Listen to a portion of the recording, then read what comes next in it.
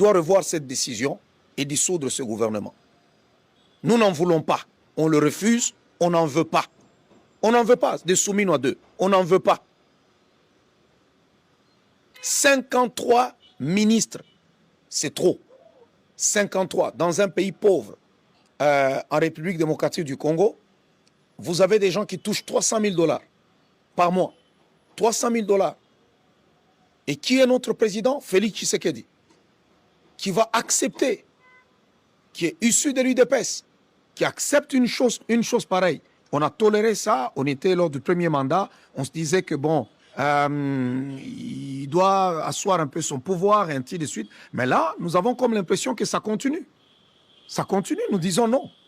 On ne peut pas être là, nous avons une catégorie de gens qui, eux, profitent du pays, des richesses du pays, mais les autres continuent à souffrir et à croupir. Et dans un pays pauvre comme le Congo, ils se donnent le luxe de se donner des salaires de 300 000 et ainsi de suite. Mais quel est d'abord le salaire de ces ministres-là? Ces ministres qu'on nomme là, 53 ministres, qu'on nous révèle leur salaire.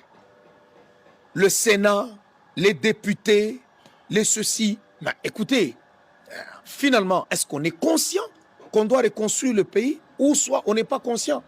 Reconstruire un pays, ce n'est pas lorsqu'on construit un bâtiment, un immeuble à gauche et à droite. Non, on doit voir la reconstruction, les œuvres de la reconstruction.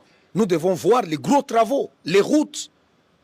On doit voir où est-ce qu'on construit les routes, l'électricité, l'eau potable. Il n'y en a pas dans ce pays. Il n'y en a pas. Les gens n'ont pas accès à l'eau potable, les gens n'ont pas d'électricité, il n'y a pas de routes partout où nous circulons. Les routes